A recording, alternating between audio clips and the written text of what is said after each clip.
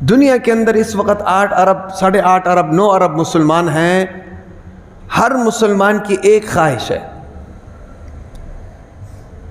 اور اس میں کوئی تفریق نہیں ہے، چاہے وہ مسلمان ہو، چاہے وہ سکھ ہو، چاہے وہ یہودی ہو، چاہے وہ عیسائی ہو، کسی مذہب، کسی رنگ، کسی قوم، کسی قبیلے سے تعلق رکھتا ہے. ہر انسان کی ایک خواہش ہے. وہ خواہش کیا ہے؟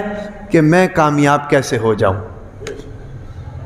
ہر انسان ریڑھی لگانے والا صبح ریڑھی نکالتا ہے نا جی، وہ اس چیز کو مطمع نظر رکھ کر ریڑھی نکالتا ہے کہ یار میں کامیاب کیسے ہو جاؤں.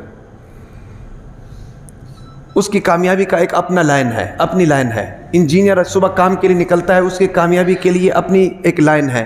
ڈاکٹر اگر کام پر نکلتا ہے تو اس کی کامیابی کی ایک اپنی لائن ہے. دنیا کے اندر ہر شخص، عام ہو، خاص ہو، امیر ہو، غریب ہو، بادشاہ ہو، فقیر ہو، مرد ہو، عورت ہو، بوڑھا ہو، جوان ہو، بچہ ہو، ہر شخص یہی نظریہ لے کر اپنے گھر سے نکلتا ہے کہ میں کامیاب کیسے ہو جاؤں. اب کامیابی ڈھونڈنے کے لیے ہر انسان کا ایک مختلف طریقہ ہے. اس میں ہزاروں اختلافات ہو سکتے ہیں، ہزاروں اختلافات ہو سکتے ہیں. ڈاکٹر کے مطمع نظر کامیابی کا اور طریقہ کار ہے، انجینئر کامیابی کسی اور نظر سے دیکھتا ہے.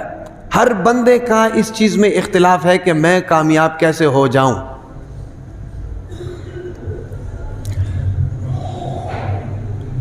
قرآن مجید کے اندر کچھ قوموں کا ذکر اللہ تعالیٰ نے کیا ہے.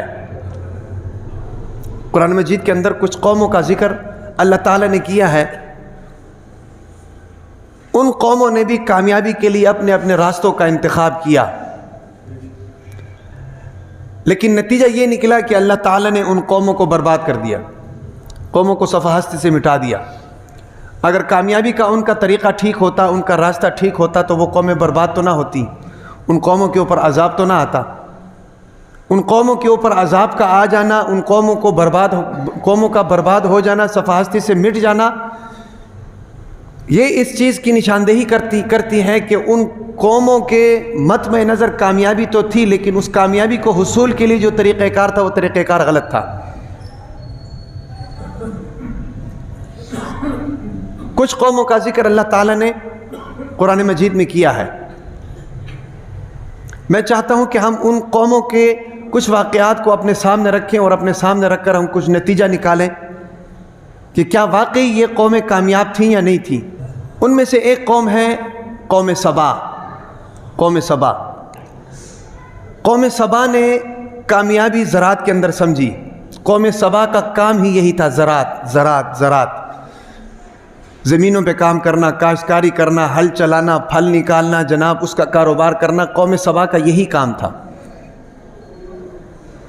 انہوں نے صبح و شام جناب اپنے کامیابی کو اس کھیتی باڑی کے اندر اور اس زراعت کے اندر سمجھا اور اسی کے اندر جڑے رہے.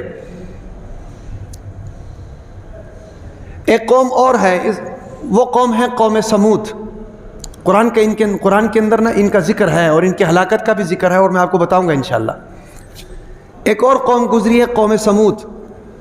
قوم سمود کا مشغلہ یہ تھا کہ قوم سمود جناب انجینئر ذہن کے لوگ تھے. انجینئر ذہن کے لوگ، کچھ توڑ دیا، کچھ جوڑ دیا، کچھ موڑ دیا، کچھ بنا لیا، کچھ بگاڑ دیا، کچھ بیچ دیا، کچھ خرید لیا.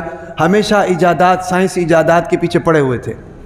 انجینئر ذہن کے لوگ تھے قوم سمود کے لوگ. ایک قوم ایسی گزری ہے، قرآن کے اندر اس کا ذکر آتا ہے، اس قوم کا نام ہے قوم عاد. قوم عاد نے جناب اپنی ساری کی ساری کامیابی سمجھی کہ اپنے آپ کو مینٹین کرنا یہی کامیابی ہے. ویٹ لفٹنگ کر لی، باڈی بنا لی جناب، جسم خوبصورت ہونا چاہیے، کپڑے خوبصورت ہونی چاہیے، میک اپ خوبصورت ہونا چاہیے، بال خوبصورت ہونا چاہیے، ڈنڈ شنڈ نکلے ہونے چاہیے، ٹور اچھی ہونی چاہیے. انہوں نے جناب اسی چیز کو کامیابی سمجھا اور اپنی ساری زندگی دن رات اسی کام میں لگا دیا اور فخر کرتے تھے کہ ہم سے زیادہ طاقتوری کوئی نہیں. چلتے چلتے جناب درخت کو اکھاڑ کر لے جاتے تھے. اتنی طاقتور قوم دیکھی آپ نے کبھی؟ چلتے چلتے درخت کو اکھاڑ کر لے جاتے تھے. یہ تھی قوم عاد. اسی طریقے سے ایک قوم تھی قوم نوح. قوم نوح ان کا مطمع نظر یہ تھا کہ بھائی چودھری ہونا یہی کامیابی ہے. میں کسی طریقے سے چودھری بن جاؤں، کسی طریقے سے وڈیرا بن جاؤں، میں کہوں تو لوگ کھڑے ہو جائیں، میں کہوں تو لوگ بیٹھ جائیں، میں کھڑا ہوں تو لوگ کھڑے ہو جائیں، میں بیٹھ جاؤں تو لوگ بیٹھ جائیں۔ ابھی میرے ڈیرے کے اوپر لوگوں کا جم غفیر لگا ہو، مجھ سے جناب درخواستیں کی جا رہی ہوں، میری ہاں میں ہاں ملائیں، میری نہ میں نہ ملائیں، میں جس کی طرف اشارہ کروں لوگ اس کی طرف اشارہ کریں، میں جس کو کہوں سزا دو لوگ اس کو سزا دیں، جس کو چاہوں چھوڑ دو لوگ اس کو چھوڑ دیں۔ چودھریوں والا ذہن قوم نوح کا ذہن یہ تھا، اور قوم نوح نے اسی چیز کو اپنی کامیابی سمجھا۔ پھر ایک قوم تھی فرعون کی قوم۔ فرعون اور اس کی قوم نے سمجھا کہ بھئی دنیا کے اندر پارلیمنٹ تک پہنچنا ہی کامیابی ہے، سیاست کے ایوانوں میں پہنچنا کامیابی ہے، کونسلر بننا کامیابی ہے، ایم پی اے بننا کامیابی ہے، ایم این اے بننا کامیابی ہے۔ یہ تو اصطلاحات ہمارے زمانے کی ہیں نا جی، اس زمانے میں پتہ نہیں کیا اصطلاحات ہوتی تھی۔ بہرحال بادشاہت کی کرسی پر پہنچنا وہ لوگ اس چیز کو اپنے لیے کامیابی سمجھا کرتے تھے، اور اسی کے لیے صبح و شام دن رات 24 گھنٹے پورا ہفتہ جناب اسی کے اوپر محنت کرتے تھے، اسی کے بارے میں سوچتے تھے، دوڑ دھوپ کرتے تھے۔ پھر اس کے بعد ایک قوم گزری ہے قوم شعیب۔ قوم شعیب نے اپنا مشغلہ سمجھ لیا کہ بھائی کاروبار، تجارت، لین دین، ایکسپورٹ امپورٹ ہے بھائی، یہی کامیابی ہے۔ اپنے ملک سے چیز اٹھا کر دوسرے ملک میں لے جاؤ، وہاں جا کر بھیجو، دوسرے ملک سے چیز اٹھا کر اپنے ملک میں لا کر بھیجو، یہی کامیابی ہے۔ سستے داموں کی کوئی چیز خرید لو اور مہنگے داموں اس چیز کو فروخت کر دو، یہی کامیابی ہے۔ تو یہ ساری وہ قومیں ہیں جنہوں نے اپنے اپنے لیے کامیابی کا ایک راستہ متعین کیا تھا، لیکن نتیجہ کیا ہوا؟ فَكُلًّا أَخَذْنَا بِذَنبِهِ، فرمایا کہ ہر ایک کو ہم نے تہوبالا کر دیا، ہر ایک کو ہم نے صفحہ ہستی سے مٹا دیا۔ قوم سبا کے بارے میں قرآن مجید میں کیا ہے؟ لَقَدْ كَانَ لِسَبَإٍ فِي مَسْكَنِهِمْ آيَةٌ جَنَّتَانِ عَنْ يَمِينٍ وَشِمَالٍ كُلُوا مِن رِزْقِ رَبِّكُمْ وَاشْكُرُوا لَهُ بَلْدَةٌ طَيِّبَةٌ وَرَبٌّ غَفُورٌ فَأَرْسَلْنَا عَلَيْهِمْ سَيْلَ الْعَرْمِ وَبَدَّلْنَاهُمْ بِجَنَّتَيْهِمْ جَنَّتَيْنِ ذَوَاتِي أُكُلٍ خَمْطٍ وَشَيْءٍ مِّن سِدْرٍ قَلِيلٍ۔ کیونکہ کھیتی باڑی کرتے تھے، اللہ نے ان کو جناب زمینیں بھی دی تھی، دائیں طرف بھی زمینیں، بائیں طرف بھی زمینیں، بیچ میں نہریں چلتی تھی، ہاں بھئی پھل آتا تھا، سال میں 2 مرتبہ پھل آتے تھے، اور انہوں نے اسی چیز کو کامیابی سمجھا، دن رات اسی میں لگے رہے، پیغمبر کی بات نہیں مانی، اللہ کی بات نہیں مانی، اللہ والوں کی بات نہیں مانی، اور کہا کہ یہی کامیابی ہے۔ ہوا کیا؟ اللہ تعالیٰ نے جناب رات کو سوئے ہوئے تھے، سیلاب بھیج دیا، جو نہریں بنی ہوئی تھی نہروں کے بند ٹوٹ گئے، دریا بنے ہوئے تھے دریا بفر گئے، سمندر بنے ہوئے تھے سمندروں میں طوفان آ گیا، ہیں بھائی وہ سارا کا سارا جناب ان کی بستیاں جو تھیں وہ ساری کی ساری بستیاں صفحہ ہستی سے مٹ گئی، وہ ساری زمینیں اور سارے درخت اور سارے لہلہاتے کھیت اللہ تعالیٰ نے راتوں رات سارا ملیا میٹ کر دیا، لوگوں کو بہا کر لے گئے، جانور مر گئے، جوان مر گئے، مرد مر گئے، عورتیں مر گئی، بچے بہہ گئے، ہیرو سے زیرو ہو گئے، قرآن کہتا ہے۔ اس کے بعد قوم عاد کا مشغلہ کیا تھا ابھی بتایا ہے۔ قوم عاد جناب بڑے طاقتور لوگ تھے، اور انہوں نے جناب اپنی جسمانی مینٹیننس کو ہی اپنی کامیابی سمجھا ہوتا ہے، جس طرح ہمارے یہاں پر باڈی بلڈر ہوتے ہیں نا جی، صبح شام باڈی بلڈنگ، جناب اس کا ساری کی ساری توجہ اپنے جسم کے اوپر ہوتی ہے، کبھی اس کو ہاتھ لگا رہا ہوتا ہے، کبھی اس کو ہاتھ لگا رہا ہوتا ہے، کبھی جناب اس کے شولڈر کے نیچے ہاتھ لگا رہا ہوتا ہے، کبھی کمر چیک کر رہا ہوتا ہے، کبھی جناب چیسٹ چیک کر رہا ہوتا ہے، کبھی تھائی چیک کر رہا ہوتا ہے، وہ ساری کی ساری توجہات جناب اس کی اسی چیز کے گرد گھوم رہی ہوتی ہے، اور اسی کو وہ اپنی کامیابی سمجھ رہا ہوتا ہے، قوم عاد کی طرح۔ اتنے اشارے نہ کرو، تھوڑی مہربانی، اشارے شروع اللہ کام دکان تے کریا کرو۔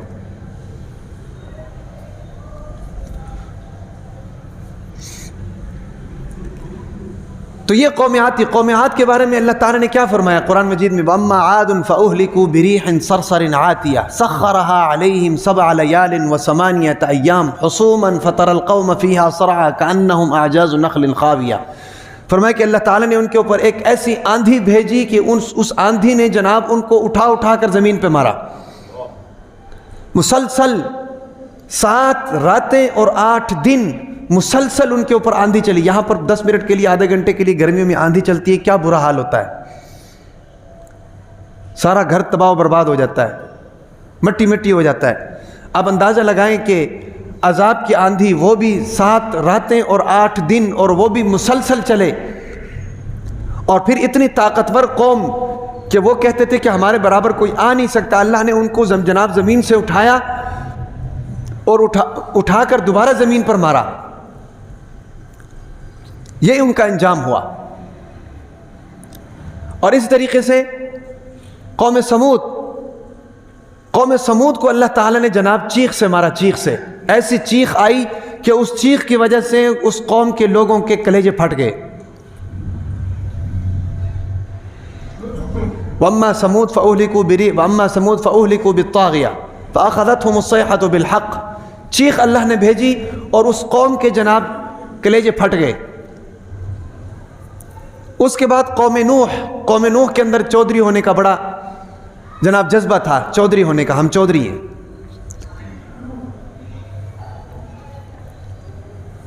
فَأَرْسَلْنَا عَلَيْهِمُ الطُّوفَانَ وَالْجَرَادَ وَالْقُمَّلَ وَالضَّفَادِعَ وَالدَّمَ آيَاتٍ مُفَصَّلَاتٍ. اللہ تعالیٰ نے جناب ان کے اوپر کیڑوں کا عذاب مسلط کر دیا، مینڈک کا عذاب مسلط کر دیا، کیڑوں کا عذاب مسلط کر دیا، ٹڈیوں کا عذاب مسلط کر دیا، جوؤں کا عذاب ان کے اوپر مسلط کر دیا. جو چیز بھی کھاتے اس میں کیڑا ہوتا. ایسا عذاب اللہ نے ان کے اوپر مسلط کیا. اور پھر ان کے اوپر طوفان کو اللہ نے بھیجا.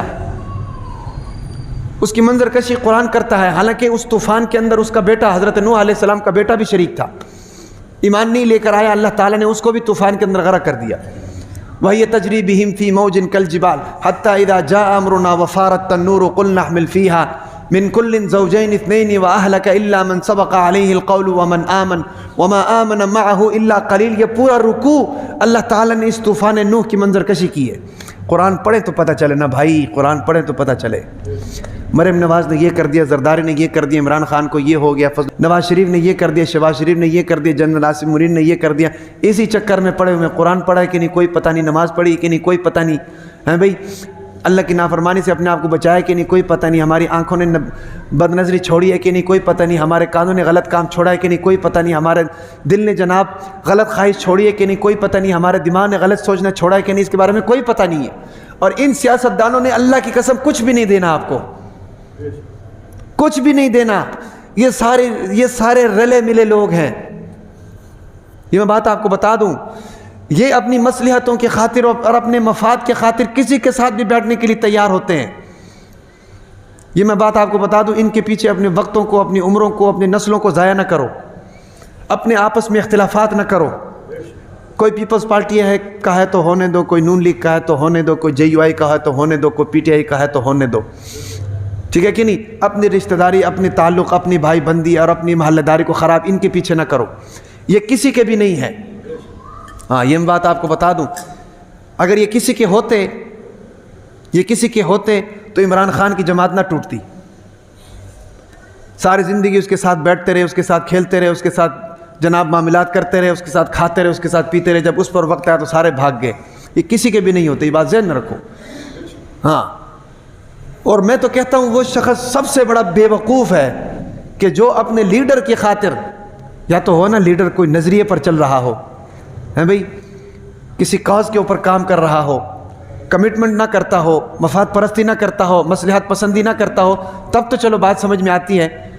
لیکن میرا لیڈر اگر جناب چند ٹکوں کے خاطر ادھر ادھر ہو جاتا ہے، میرے لیڈر کا ایمان جناب وزارت عظمیٰ کی کرسی کی خاطر بک جاتا ہے، تو ایسے لیڈر کا میں نے اچار ڈالنے کیا کرنا؟ جب وہ اپنے ایمان کو بیچ رہا ہے جو سب سے قیمتی چیز ہے، تو میرا اور آپ کا تو سب سے پہلے سودا کرے گا. سمجھ آ رہی کہ نہیں؟ تو اس لیے ان چیزوں کے پیچھے نہ پڑا کرو.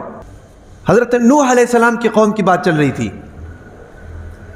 نوح علیہ السلام کا بیٹا خود نوح علیہ السلام پر ایمان نہیں لے کر آیا. نتیجہ کیا نکلا؟ اللہ نے جناب اس کو غرق کر دیا. اور آخری وقت تک حضرت نوح علیہ السلام اس کے ساتھ لگے رہے. قرآن کہتا ہے وَهِيَ تَجْرِي بِهِمْ فِي مَوْجٍ كَالْجِبَالِ وَنَادَى نُوحٌ ابْنَهُ وَكَانَ فِي مَعْزِلٍ يَا بُنَيَّ ارْكَب مَعَنَا وَلَا تَكُن مَعَ الْكَافِرِينَ. قرآن منظر کشی کرتا ہے، کہتا ہے کہ نوح علیہ السلام کی کشتی پہاڑ کی چوٹی کی طرح تیر رہی تھی. تیرتے ہوئے بیٹے کے اوپر نوح علیہ السلام کی نظر پڑی. نوح علیہ السلام نے بیٹے کو کہا کہ بیٹا کلمہ پڑھ لو، مسلمان ہو جاؤ، کشتی میں سوار ہو جاؤ، کشتی میں سوار ہو جاؤ، تمہاری جان بھی بچ جائے گی. بیٹے نے کیا کہا کہ سآوی الی جبل یعصمنی من الماء. ابا جان آپ کہاں سے باتیں کرتے ہیں، پرانے زمانے کی باتیں کرتے ہیں. میں تو جناب پہاڑ پر چڑھ جاؤں گا، میں تو پہاڑ پر چڑھ جاؤں گا، پہاڑ مجھے بچا لے گا. میں جناب جب پانی نیچے چلا جائے گا پھر نیچے آ جاؤں گا. لیکن جب اللہ کا عذاب آیا ہو اور اللہ نے جس کے حصے میں عذاب رکھی ہو تو اس کو کوئی بچا نہیں سکتا. یہ بات ذہن میں رکھو. ہاں، اللہ پر یقین ہونا چاہیے. اگر آپ حق پر ہیں, سچ پر ہیں, ایمان آپ کا مضبوط ہے, تو دنیا کی کوئی طاقت آپ کا کچھ بھی نہیں بگاڑ سکتی.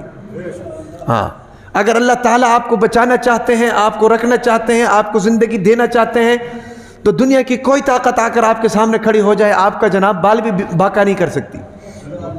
اور اگر اللہ تعالیٰ آپ کو دبوچنا چاہیں, اللہ تعالیٰ آپ کو پکڑنا چاہیں, تو دنیا کی کوئی طاقت آپ کو بچا نہیں سکتی ہے.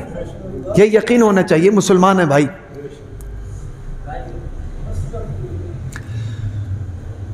تو نوح علیہ السلام کے بیٹے نے کہا کہ جی سآوی الی جبل یعصمنی من الماء. نوح علیہ السلام نے کہا لا عاصم اليوم من امر اللہ الا من رحم. آج تو وہی بچ سکتا ہے جس پر اللہ تعالیٰ رحم کرے, اس کے علاوہ کوئی بچ نہیں سکتا. یہ ڈسکشن نوح علیہ السلام اور بیٹے میں چل رہی تھی. قرآن کہتا ہے وحال بینہم الموج فکان من المغرقین. باپ اور بیٹے کے درمیان میں ایک بڑی موج آ گئی. نہ بیٹے کا پتہ چلا نہ باپ کا پتہ چلا. باپ تو خیر کشتی میں تھا, بیٹے کو وہ موج جناب بہا کر لے گئی. تو یہ پورا رکوع اللہ تعالیٰ نے قرآن مجید میں نقل کیا ہے. تو میرے کہنے کا مطلب یہ ہے کہ یہ نوح علیہ السلام کی قوم نے جو ہے نا جی کامیابی سمجھی تھی چودراہٹ میں.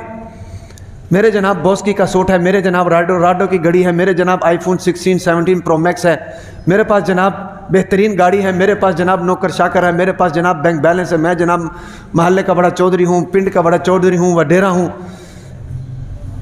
نوح علیہ السلام کی قوم نے اسی چیز کو اپنی کامیابی سمجھا. اللہ نے کہا کہ یہ کامیابی نہیں ہے, یہ کامیابی نہیں ہے. اسی طریقے سے فرعون نے اپنی کامیابی سمجھا سیاست. ہم جناب سیاسی میدان میں آگے جائیں گے, پارلیمنٹ تک پہنچیں گے, بادشاہت تک پہنچیں گے. ان کا ذہن سیاسی تھا. اللہ نے فرمایا کہ نہیں, یہ بھی کامیابی نہیں ہے, اور فرعون کو غرق کر دیا. اسی طریقے سے قوم شعیب یہ کہتی تھی کہ بھائی کاروبار کرو, ایکسپورٹ امپورٹ کرو, ہیں بھائی مال ادھر سے ادھر لے جاؤ, ادھر سے ادھر لے آؤ, یہ کاروبار کرو. اور اسی چیز کو انہوں نے سمجھا کہ ہم کامیاب ہیں. اللہ نے فرمایا کہ یہ کامیابی نہیں ہے. فَأَخَذَهُمْ عَذَابُ يَوْمِ الظُّلَّةِ. ایک بادل آیا, پہلے قحط سالی ہوئی, گرمی ہوئی, پھر اس کے بعد ایک کالے رنگ کا بادل آیا. لوگوں نے سمجھا کہ جناب بارش ہوگی, ساری قوم بھاگی بادل کے نیچے. تو جب بادل کے نیچے آئے تو اوپر سے اللہ نے آگ برسا دیا اور سب کو ہلاک کر دیا. ان ساری قوموں کو اللہ نے قرآن مجید میں ذکر کیا, ذکر کر کے آخر میں فرمایا کہ فَكُلًّا أَخَذْنَا بِذَنْبِهِ. سب کو ہم نے اس لیے پکڑا کہ ان لوگوں نے اللہ کی نافرمانی کی. جو انہوں نے معیار متعین کیے ہوئے تھے, جو انہوں نے کامیابی کا تصور بنایا ہوا تھا, وہ تصور اللہ کے ہاں قابل قبول نہیں ہے. اس کو کامیابی نہیں کہتے, اس کو کامیابی نہیں کہتے. اللہ نے فرمایا کہ فَكُلًّا أَخَذْنَا بِذَنْبِهِ. ہم نے ان کو جناب پکڑ لیا. اس کے بعد اللہ تعالیٰ نے فرمایا کہ ثُمَّ جَعَلْنَاكُمْ خَلَائِفَ فِي الْأَرْضِ لِنَنْظُرَ كَيْفَ تَعْمَلُونَ. اب ان کے بعد ہم نے تم کو بھیجا ہے تاکہ دیکھیں تم کیا عمل کرتے ہو. ان کے بعد اللہ نے ہم کو بھیجا ہے. ہم کو بھیجنے کا مقصد یہ نہیں ہے کہ تم جا کر عیش کرو, مزے کرو. ہم کو بھیجنے کا مقصد لِنَنْظُرَ كَيْفَ تَعْمَلُونَ. ہم دیکھیں تو صحیح تم وہ تو نہیں کر رہے جو قوم شعیب نے کیا, تم وہ تو نہیں کر رہے جو قوم سبا نے کیا, تم وہ تو نہیں کر رہے جو قوم سمود اور عاد نے کیا, تم وہ تو نہیں کر رہے جو قوم نوح نے کیا, تم وہ تو نہیں کر رہے جو قوم لوط نے کیا, تم وہ تو نہیں کر رہے جو قوم فرعون نے کیا. اگر تم وہ کر رہے ہو تو تمہارا انجام بھی وہی ہے جو ان کا انجام ہے. کیونکہ کامیابی کا یہ تصور نہیں ہے اللہ کے نزدیک. اللہ نے اس کو کامیابی نہیں کہا ہوا. اور بدقسمت یہ ہے ہم بھی اسی کو کامیابی سمجھ رہے ہیں. کسی کا بیٹا اگر ڈاکٹر ہو گیا تو ہم کہتے ہیں کہ یار ڈاکٹر ہو گیا, کیریئر بنا لیا. کسی کا بیٹا اگر پیسے زیادہ کماتے تو کہتے ہیں کہ یار فلانے کا بیٹا مہینے کے اتنے پیسے کماتے ہیں جناب, کامیاب ہو گیا ہے. بھائی ایسا ہوتا ہے کہ نہیں؟ کوئی کسی کا بیٹا انجینئر ہو گیا تو کہتے ہیں کہ یار انجینئر ہو گیا, کیریئر بن گیا, مستقبل بن گیا ہے. بھائی ہم بھی اسی کو کامیابی سمجھ رہے ہوتے ہیں. جاپان کی چیز ہم لینے کے لیے دوڑتے ہیں, کہتے ہیں کہ جاپان بڑا کامیاب ہے. کیوں؟ کیونکہ اس کی چیز ایک نمبر ہوتی ہے. تو اس کا مطلب کیا ہے کہ ہمارا بھی ذہن وہی ہے جو ان کا ذہن تھا. تو اگر وہ کامیابی ہوتی تو اللہ تعالیٰ ان کو کبھی ہلاک نہیں کرتے. ان کے ذہن میں جو سوال پیدا ہو رہا تھا وہ سوال اپنی جگہ ٹھیک ہے کہ کامیابی چاہتا ہے ہر شخص, لیکن کامیابی ہے کیا, اس کا جواب بھی ٹھیک ہونا چاہیے. مثال کے طور پر ایک اسٹوڈنٹ ہے, ایگزام دیتا ہے, جا کر اوپر سوال اس کے پاس لکھا ہوا آتا ہے, نیچے جواب غلط دے دیتا ہے. اب جو ممتحن ہوتا ہے نا جی, سپریڈنٹ, وہ پین جو ہے اس جواب کے اوپر پھیرتا ہے، اس سوال کے اوپر نہیں پھیرتا۔ سوال تو ٹھیک ہے، اس نے سوال ٹھیک کیا ہوا ہے، لیکن جواب جو نیچے آنا چاہیے وہ جواب غلط ہے۔ کتنی محنت کی اس جواب کو لکھنے میں، 1 صفحہ لکھا، 2 صفحہ لکھا، 1.5 صفحے لکھ دیے۔ 1.5 صفحے کا جواب جناب ممتحن ایک پینسل کے لکیر سے ختم کر دیتا ہے اور اوپر لکھ دیتا ہے کہ غلط، 0/0۔ سمجھ آ رہی کہ نہیں؟ تو سوال ہمارے ذہن میں جو ہے کہ ہم کامیاب ہونا چاہتے ہیں، یہ سوال ٹھیک ہے اور ہونا بھی چاہیے، ہر شخص کامیاب ہونا چاہیے۔ اللہ نے عقل دی ہے، اس لیے تو دی ہے کہ بھی دنیا میں جا کر کام کرو، کامیاب ہو جاؤ۔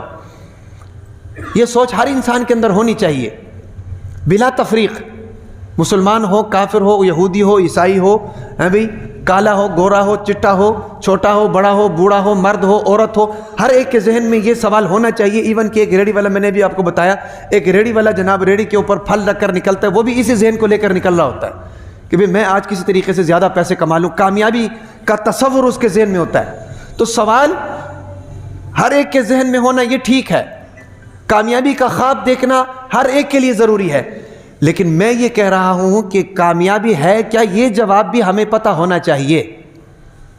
اللہ کس کو کامیابی کہہ رہا ہے یہ جواب بھی ہمیں پتہ ہونا چاہیے۔ اگر نہیں ہوگا تو پھر جناب سوال ٹھیک ہوگا لیکن ہمارا طریقہ کار غلط ہوگا،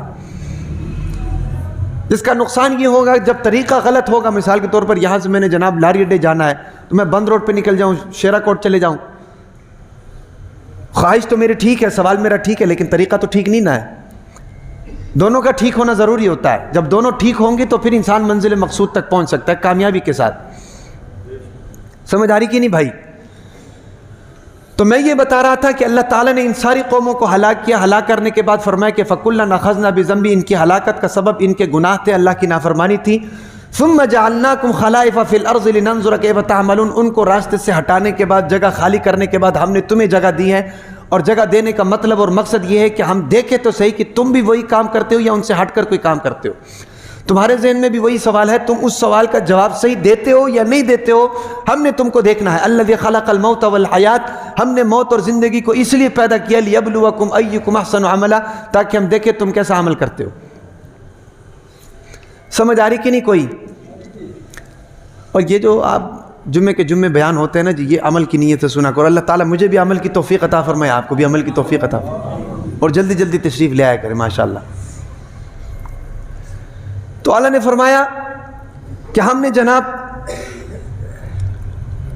ان کو ہلاک کیا اور تمہیں بھیج دیا۔ اب ذہن میں سوال یہ پیدا ہوتا ہے کہ کامیابی ہے کیا؟ یہ ہے وہ جواب جو ابھی آ رہا ہے۔ جب امتحان حال میں بیٹھے ہوتے ہیں نا جی، ممتحن جواب نہیں بتاتا ہے، اللہ کا عجیب قانون ہے، اللہ نے امتحان میں بھی ڈالا ہے، جواب بھی بتا دیتے ہیں۔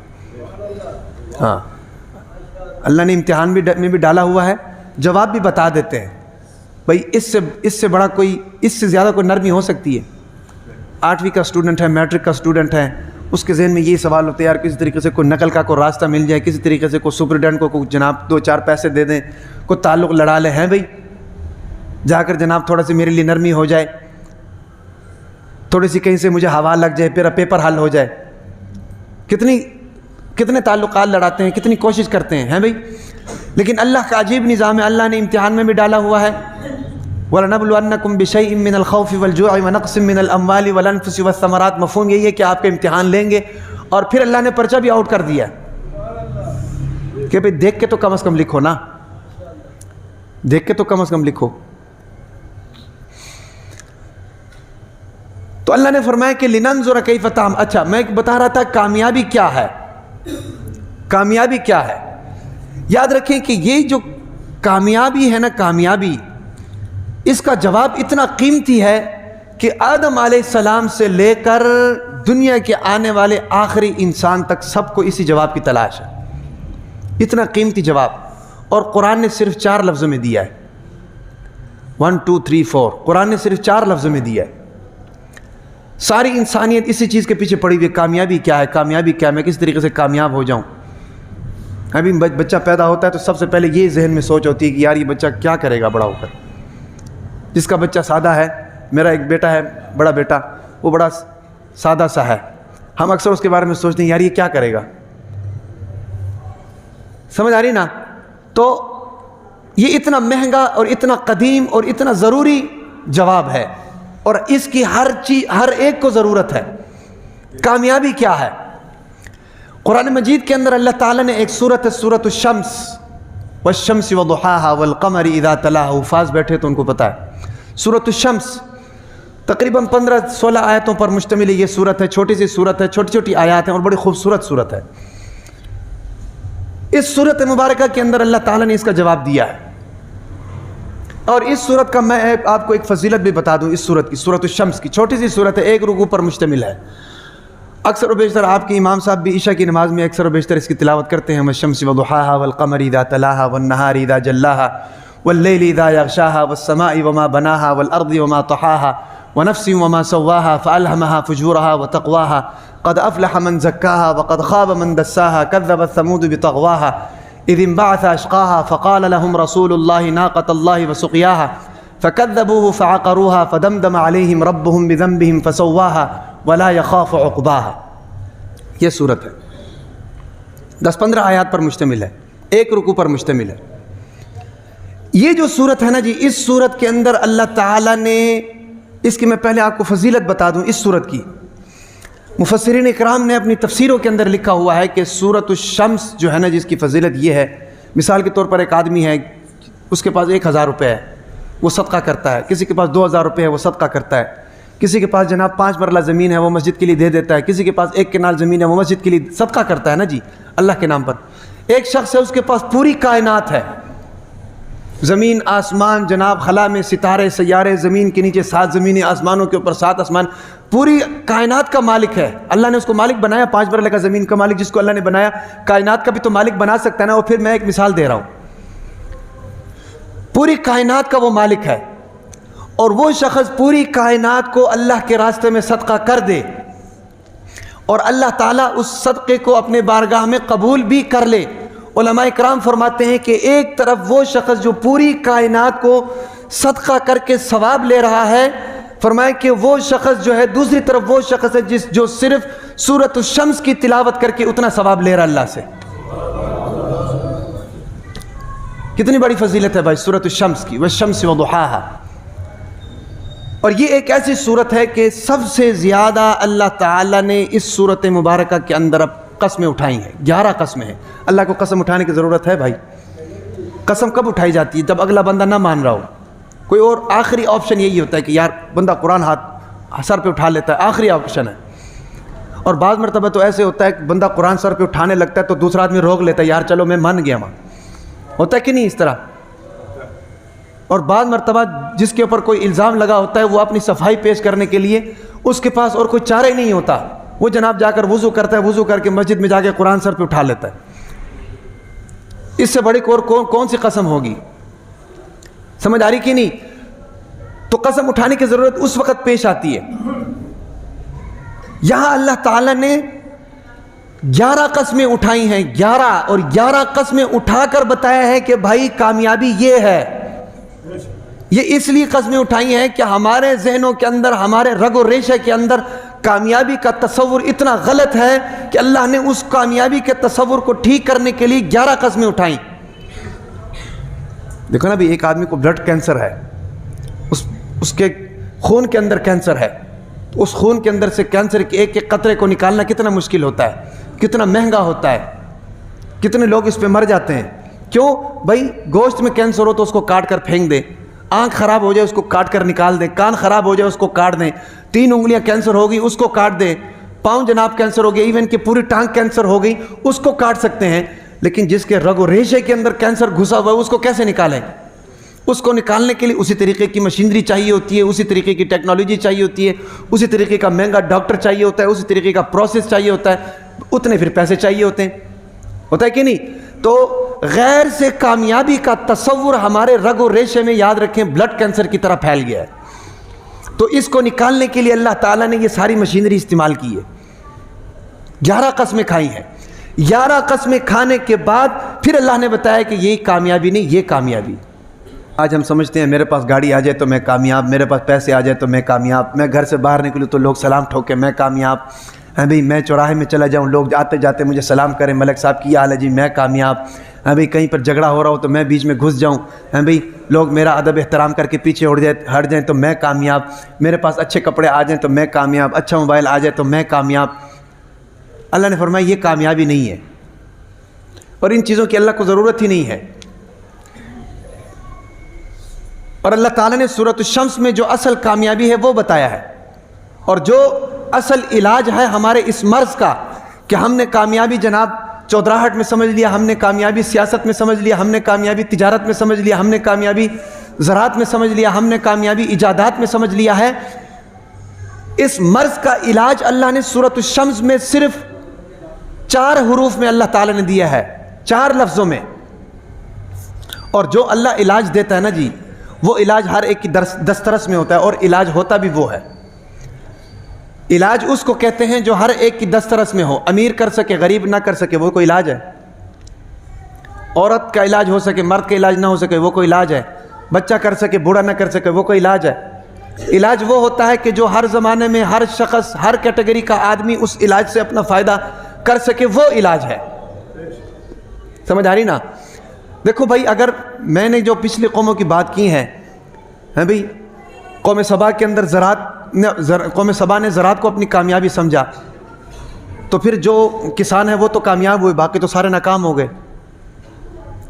قوم شعیب نے امپورٹ ایکسپورٹ کو اپنی کامیابی سمجھا، تو پھر جو تاجر ہیں وہ تو کامیاب ہو گئے، جو تاجر نہیں وہ تو ناکام ہے۔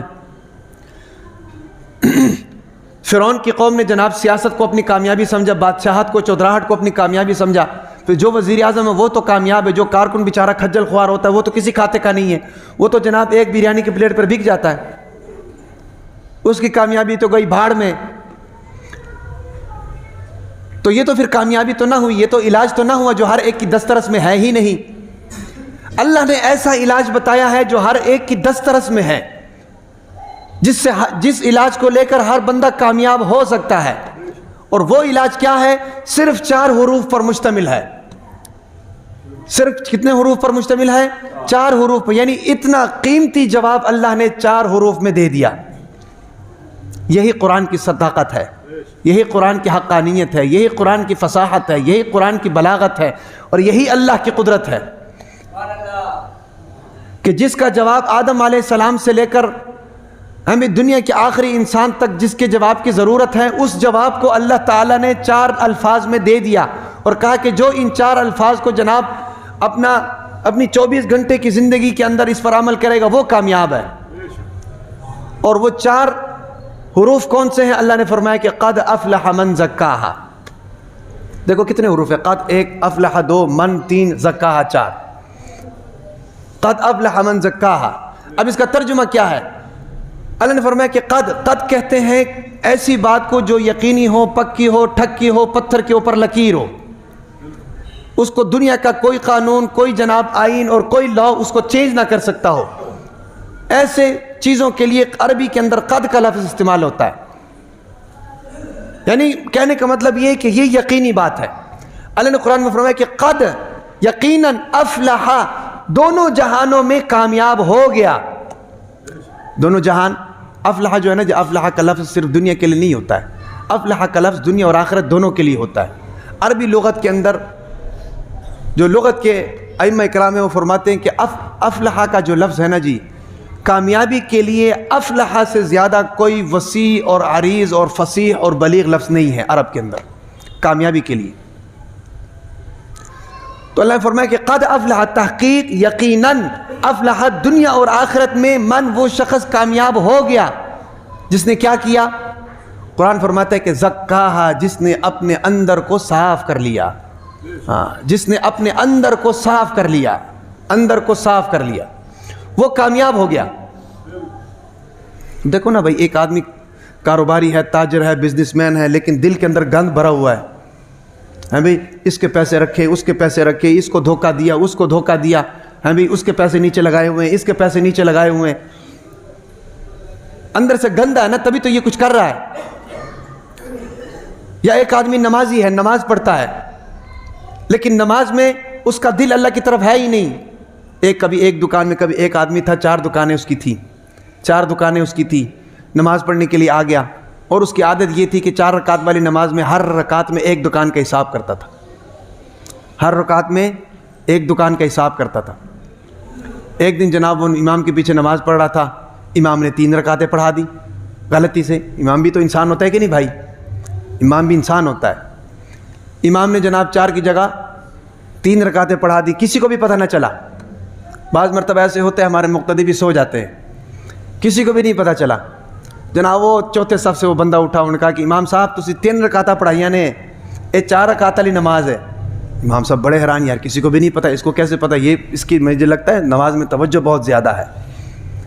امام صاحب نے پوچھا کہ بھی آپ کو کیسے پتہ چلا کہ بھی میں نے 3 پڑھائی؟ انہوں نے کہا 3 اس لیے پڑھائی ہے، میری 4 دکانیں، ابھی 3 دکانوں کا حساب ہوا تھا، آپ نے سلام پھیر دیا۔ ہاں تو نمازیوں میں بھی ہوتے ہیں اس طرح۔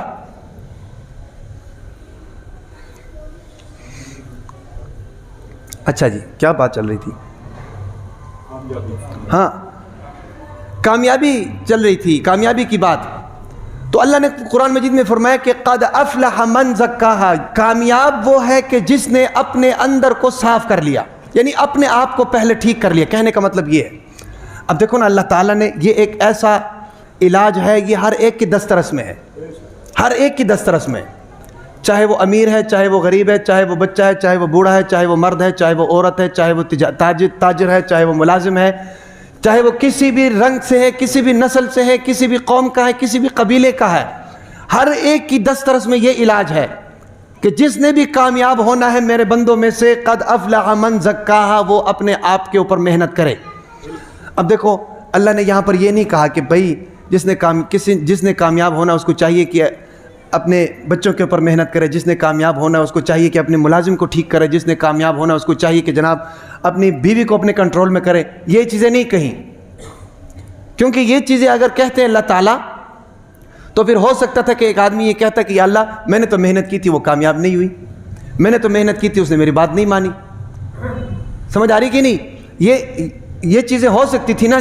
اللہ نے یہ نہیں فرمایا، اللہ نے فرمایا کہ اپنے اوپر محنت کرو۔ یا ایھا الذین آمنوا علیکم انفسکم، اپنے گریبان میں جھانک کر دیکھو کہ تم نمازی ہو کہ نہیں، تم اللہ کے احکامات پر اللہ کی فرما برداری کر رہے ہو کہ نہیں۔ اب اپنے اوپر محنت کرنا، یاد رکھیں دنیا کا سب سے مشکل ترین کام بھی یہی ہے، دنیا کا سب سے آسان کام بھی یہی ہے۔ دنیا کا سب سے آسان کام کیوں ہے؟ کیونکہ انسان اپنے اوپر کر رہا ہے، کسی اور کے اوپر تو نہیں کر رہا۔ میں کسی آدمی کو کہوں کہ یار چلو بھائی نماز پڑھنے کے لیے آ جاؤ، وہ مجھے پتھر مار دے، مشکل کام ہے کہ نہیں؟ وہ میرے ساتھ لڑائی کرنے لگ پڑے، مشکل کام ہے کہ نہیں؟ یہ مشکل کام ہے۔ اور یہ اپنے آپ کو اگر میں کسی کام پر لگا دوں، یہ میرے لیے آسان کام ہے۔ سمجھ آ رہی نا؟ اور یہ مشکل کام بھی ہے۔ مشکل کام اس لیے ہے، آنکھ کہہ رہی ہے بد نظری کرو، میں کہہ رہا ہوں نہیں کرنے دینا۔ کان کہہ رہا ہے کہ بھی غلط کام کروں، غلط چیز سنوں، میں کہہ رہا ہوں نہیں سننے دینا۔ دل کہہ رہا ہے کہ جناب غلط کام کرنے کو دل کر رہا ہے، میں کہہ رہا ہوں نہیں کرنے دینا۔ اور جب اندر سے ری ایکشن آ رہا ہے اور اوپر سے میں اس کو کنٹرول کر رہا ہوں، یہ کتنا مشکل کام ہے۔ تہیہ کر کے دیکھو ذرا، صبح فجر کے بعد سے لے کر رات 10 بجے تک اللہ کی ایک بھی نافرمانی نہیں کرنی، یقین نہیں کریں گے کہ دن نہیں گزرے گا، دن نہیں گزرے گا۔ کسی دن تہیہ کر کے تو دیکھیں نا جی، صبح فجر کے بعد سے لے کر 10 بجے تک اپنا محاسبہ کر کے دیکھیں، ہر لمحے، ہر منٹ اور ہر سیکنڈ میں پھونک پھونک کر اس کے اوپر قدم رکھ کر دیکھیں، آپ کا دن نہیں گزرے گا، ٹائم ہی نہیں گزرے گا۔ ہم یہ غلط کام کرتے ہیں نا، ان چیزوں سے ہمارا دل لگا رہتا ہے، اس لیے ہمارا ٹائم گزر جاتا ہے۔ تو یہ میں کہنے کا مطلب یہ سب سے آسان کام بھی یہی ہے، اور پھر سب سے مشکل کام بھی یہی ہے۔ سمجھ آ رہی کہ نہیں؟ اب تیسرا سوال یہ پیدا ہوتا ہے کہ اپنے نفس کو کیسے صاف کریں، اپنے اندر کو کیسے صاف کریں۔ یہ چیز ہے بنیادی طور پر، یہ چیز سمجھنے کی ہے کہ ہم اپنے، ساری باتیں تو آپ کو میں نے بتا دی ہیں، اب ذہن میں سوال پیدا ہوتا ہوگا کہ اپنے اندر کو کیسے صاف کریں۔ اندر کو صاف کرنے کے لیے امام غزالی رحمۃ اللہ علیہ نے ایک طریقہ لکھا ہوا ہے، مثال دے کر۔ امام غزالی رحمۃ اللہ علیہ فرماتے ہیں کہ ایک ٹینکی ہے، ٹینکی کے اندر جو پانی ہوتا ہے نا، وہ ٹینکی کی وجہ سے نہیں ہوتا، وہ ٹینکی سے باہر جو نالیاں ٹینکی کے اندر جا رہی ہوتی ہیں ان کی وجہ سے ہوتا ہے۔ چھت کے اوپر آپ نے ٹینکی رکھا ہوا ہے، ظاہر بات ہے اس ٹینکی میں پانی کو آسمان سے تو نہیں آتا، نیچے جا کے موٹر چلانا پڑتا ہے، موٹر جناب باہر سے کھینچتا ہے، کھینچ کر اس نالی کے تھرو جناب پانی اس ٹینکی کے اندر آپ لوگ ڈالتے ہیں، اور پھر اس ٹینکی سے جو نکلتا ہے وہ بھی نالی کے ذریعے نکلتا ہے، ایسا ہوتا ہے کہ نہیں؟ تو امام غزالی رحمۃ اللہ علیہ فرماتے ہیں کہ انسان کے اس مکان کے اندر جو ٹینکی ہے نا جی، وہ انسان کا دل ہے۔ وہ کیا ہے؟ انسان کا دل ہے، اور اس دل کے اندر بھی آنے کے لیے کچھ نالیاں استعمال ہوتی ہیں، اس نالیوں کے اوپر اگر کنٹرول ہو جائے تو یہ دل ٹھیک ہو جائے گا، یہ دل صاف ہو جائے گا۔ اور حضور نبی اکرم صلی اللہ علیہ وسلم نے کیا فرمایا کہ انسان کے جسم میں ایک گوشت کا لوتھڑا ہے، اگر وہ ٹھیک ہو گیا سارا جسم ٹھیک، اگر وہ خراب ہو گیا سارا جسم خراب۔ میڈیکل میں بھی یہی کہتے ہیں، ڈاکٹرز بھی یہی کہتے ہیں، وہ دل ہے، الا وہی القلب، دل ہے۔ یاد رکھیں، دل جسم کا بھی مرکز ہے اور دل روح کا بھی مرکز ہے۔ ہاں دیکھو نا، انسان ہٹا کٹا آدمی ہے، دل میں تھوڑا سا فالٹ آ گیا تو جناب پریشان ہو جاتا ہے۔ کان کاٹ دو کوئی فرق نہیں پڑتا، زندہ ہے۔ آنکھ ایک نکال دو کوئی فرق نہیں پڑے گا، زندہ ہے۔ درد ہوگی، زندہ ہے۔ ٹانگ ایک کاٹ دو پھر بھی زندہ رہے گا۔ لیکن دل کا ایک وال کٹ جائے یا ایک بلاک ہو جائے تو کیا صورتحال ہوتی ہے؟ باہر سے بالکل ہٹا کٹا ہے، تندرست ہے، صحت مند ہے، توانا ہے جناب، 2 روٹیاں کھاتا ہے، ایک ٹائم پہ 3 روٹیاں کھاتا ہے، لیکن اندر سے دل خراب ہے۔ تو یہ جو دل ہے نا جی، دل جسمانی طور پر بھی پورے جسم کا مرکز یہ دل ہے، روحانی طور پر بھی پورے جسم کا مرکز یہ دل ہے۔ تو اس دل کے اندر جانے والی جو نالیاں ہیں نا جی، ان کی 4 قسمیں۔ کتنی قسمیں بھائی؟ 4 قسمیں ہیں۔ امام غزالی رحمہ اللہ فرماتے ہیں کہ ان 4 نالیوں کے اوپر اگر آپ کی نظر ہوگی تو اس دل کے اندر جانے والی جتنی بھی چیزیں ہیں وہ صاف جائیں گی۔ جب دل کے اندر صاف جائیں گی تو انسان اندر سے پاک ہوگا، تو جب انسان اندر سے پاک ہوگا تو قرآن کہتا ہے قد افلح من زکاہا، وہ کامیاب ہے۔ اب اس دل کے اندر جانے والی 4 نالیاں کون سی ہیں؟ وقت بھی پورا ہو گیا ہے، صرف یہ تھوڑی سی بات رہ گئی ہے۔ اس دل کے اندر جانے والی 4 نالیاں کون سی ہیں بھائی؟ سب سے پہلی نالی جو اس دل کے اندر ڈائریکٹ جاتی ہے وہ نالی ہے انسان کی آنکھ۔ یاد رکھو، جو کچھ یہ آنکھ دیکھے گی وہی دل کے اندر بھیجے گی۔ ہاں، جو کچھ یہ آنکھ دیکھے گی وہی دل کے اندر جائے گا۔ آپ دعوت پر گئے ہوئے ہیں بھی، بڑے اچھے کپڑے پہنے ہوئے ہیں جناب، واسکٹ پہنا ہوا ہے، ابھی خوشبو بھی لگائی ہوئی ہے۔ اچانک ایک ایسے شخص کے اوپر آپ کی نظر پڑتی ہے جو آپ کا دشمن ہے، آپ کی اس سے نفرت ہے، تو اس آنکھ کی وجہ سے آپ کی ساری دعوت کا مزہ کرکرا ہوتا ہے کہ نہیں بھائی؟ کمال کس کا ہے؟ اس آنکھ کا ہے۔ یہ آنکھ وہ پیغام دل کے اندر لے کر گئی ہے، دل اس سے متاثر ہو گیا۔ اسی طریقے سے یاد رکھو کہ انسان کی جو آنکھ ہے نا جی، وہ انسان کی روحانیت کو تباہ کر دیتی ہے۔ بدنظری، ابھی آدمی نماز پڑھ کے نکلا ہے بھائی، 5 وقت کا نمازی ہے، باہر گیا بدنظری ہو گئی، اس آنکھ نے جناب اس دل کی دنیا کو ڈسٹرب کر دیا۔ اور ہمارے تو نوجوان منڈے کھنڈے ہیں بھائی، ان کا موڈ خراب ہوتا ہے، باہر جا کر بدنظری کرتے ہیں، موڈ ٹھیک ہو جاتا ہے، ہوتا ہے کہ نہیں بھائی؟ اس میں بھی اس آنکھ کا ہی کمال ہے۔ اور ایک اور میں بات آپ کو بتاؤں، قرآن مجید میں جہاں پر بھی احکامات کا ذکر ہے نا، وہاں پر اللہ تعالیٰ نے مذکر اور مؤنث کی تقسیم نہیں کی ہے، یا ایھا الذین آمنوا کہا ہے، اے ایمان والو یہ کرو، اے ایمان والو یہ نہ کرو۔ لیکن جہاں پردے کی بات آئی ہے، جہاں تعلق آنکھ کا آیا ہے، اللہ تعالیٰ نے مردوں سے الگ خطاب کیا ہے، عورتوں سے الگ خطاب کیا ہے۔ قل للمؤمنین یغضوا من ابصارہم، اے میرے پیغمبر ان ایمان والے مردوں سے کہو اپنی آنکھوں کی حفاظت کرو۔ قل للمؤمنات یغضضن من ابصارہن، اے میرے پیغمبر ان عورتوں سے کہو اپنے آنکھوں کی حفاظت کرو۔ پردے کے معاملے میں آ کر اللہ تعالیٰ نے دونوں کو حکم دیا ہے۔ حضرت عائشہ رضی اللہ تعالی عنہ حضور نبی اکرم صلی اللہ علیہ وسلم کے ساتھ جا رہی تھی، اتنے میں ایک صحابی سامنے سے آگے، آنکھوں سے نابینا تھے، عبداللہ ابن مکتوم رضی اللہ تعالی عنہ آنکھوں سے نابینا تھے۔ حضور نبی اکرم صلی اللہ علیہ وسلم نے حضرت عائشہ سے فرمایا کہ اپنی آنکھیں نیچے کرو۔ حضرت عائشہ نے فرمایا کہ اللہ کے نبی یہ تو اندھے ہیں، نابینا ہیں، یہ تو مجھے نہیں دیکھ سکتے۔ اللہ کے نبی نے فرمایا کہ یہ تمہیں نہیں دیکھ سکتے، تم تو اس کو دیکھ سکتی ہو۔ اللہ نے قرآن میں دونوں کو حکم دیا، صرف مردوں کو تو حکم نہیں دیا۔ اور آج کل کا تو زمانہ ایسا ہے، عورتیں مردوں سے 2 ہاتھ آگے ہیں۔ ابھی اگر عورتوں کا حکم نہ دیا ہوتا تو جناب انہوں نے پتہ نہیں اپنے لیے فتوے لے آنے تھے، اللہ معاف کرے۔ تو میری ساری باتیں کہنے کا مطلب یہ ہے کہ بھائی دل کے اندر انٹر ہونے کے لیے سب سے پہلی چیز جو ہے نا جی، وہ کیا ہے؟ آنکھ ہے، آنکھ۔ اس آنکھ کی حفاظت ہونی چاہیے۔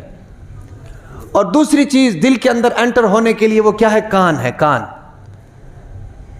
کہیں پر جاتے ہیں، کسی کے بارے میں غیبت ہوتی ہے، تو ہم سنتے ہیں کہ نہیں؟ اور حدیث کا مفہوم ہے غیبت کو سننے والا غیبت کرنے والے کی طرح ہے، کیونکہ سننے والا نہ ہو تو غیبت کرنے والا کس سے کرے گا بھائی؟ غیبت کرنے والے کی غیبت میں تیزی سننے والے کی رسپانس سے آتا ہے۔ غیبت کرنے والا تو صرف یہ کہتے ہیں فلانے بندے کے بارے میں سنا ہے، جو سننے والا ہو تو کہتے ہیں بتا تو صحیح وہ ہوا کیا ہے مسئلہ، اور نہ بھی بتایا نہ کہتے یار چل بتا دو سے، میں کس کو نہیں بتاؤں گا۔ اس کی رسپانس کی وجہ سے غیبت ہوتی ہے، اور خواتین کے اندر یہ چیزیں بہت زیادہ ہیں۔ تو دوسری چیز جو دل کی دنیا کو خراب کرتی ہے وہ کیا ہے؟ انسان کا کان ہے۔ اور تیسری چیز جو دل کی دنیا کو خراب کرتی ہے وہ ہے انسان کی زبان، انسان کی زبان۔ اور زبان یاد رکھو سب سے خطرناک ہے۔ جہاں گولی اثر نہیں کرتی وہاں زبان اثر کرتی ہے۔ یہاں پنڈی میں بندہ بیٹھا ہوا ہے، گولی تو نہیں مار سکتے، لیکن فون کر کے زبان کی گولی تو مار سکتے ہیں کہ نہیں؟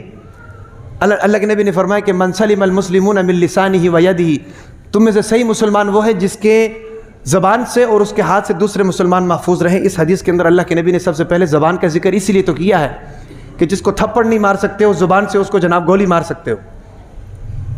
زبان سب سے خطرناک ہے، اس لیے تو اللہ تعالیٰ نے زبان کو سب سے پہلے زبان کے ارد گرد 32 گارڈ کھڑے کیے ہیں، پھر اس کے سامنے جناب پھاٹک بھی لگا دیے۔ اور حدیث کا مفہوم ہے کہ صبح صبح جو ہے نا جسم کے سارے اعضاء زبان کے آگے ہاتھ جوڑتے ہیں، کہتے ہیں اتق اللہ فینا، تیری مہربانی چپ کر کے رہنا، قصور ہمارا نہیں ہوتا، قصور تمہارا ہوتا ہے، بھگتنا ہم کو پڑتا ہے۔ یہ حدیث کا مفہوم میں بتا رہا ہوں۔ اور پھر زبان کی حس جو ہے وہ اتنی تیز ہوتی ہے، اب دیکھو نا یہاں پر شہد لگا لو نہیں پتہ چلے گا، یہاں زہر رکھو نہیں پتہ چلے گا، لیکن زبان پہ لگا لو تو پتہ چل جائے گا، اتنی اس کی حس تیز ہوتی ہے۔ تو یہ تیسری چیز ہے جو دل کی دنیا کو گندا کرتی ہے بھائی، جو نفس کو گندا کرتی ہے، انسان کو گندا کرتی ہے۔ چوتھی چیز کیا ہے جی؟ انسان کا دماغ۔ انسان کا دماغ یہ تمام سوچوں کا، تمام منصوبوں کا، تمام چالوں کا محور اور مرکز جو ہے نا جی یہ دماغ ہے۔ دیکھو نا ابھی دل کرتا ہے کہ سوٹا لگا لیں، ابھی دماغ اس کو روکتا ہے، دماغ اس کو روکتا ہے۔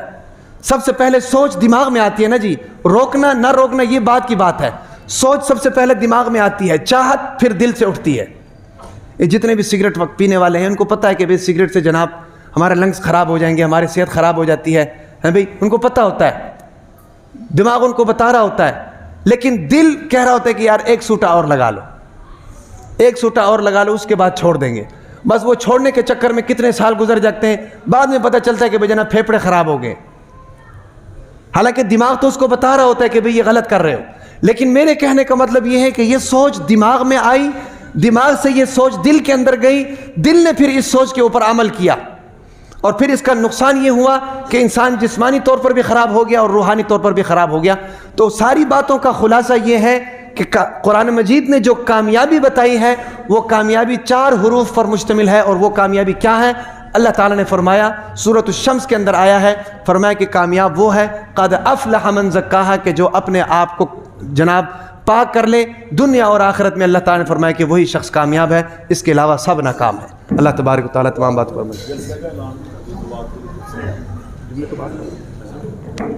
سنتا پڑھ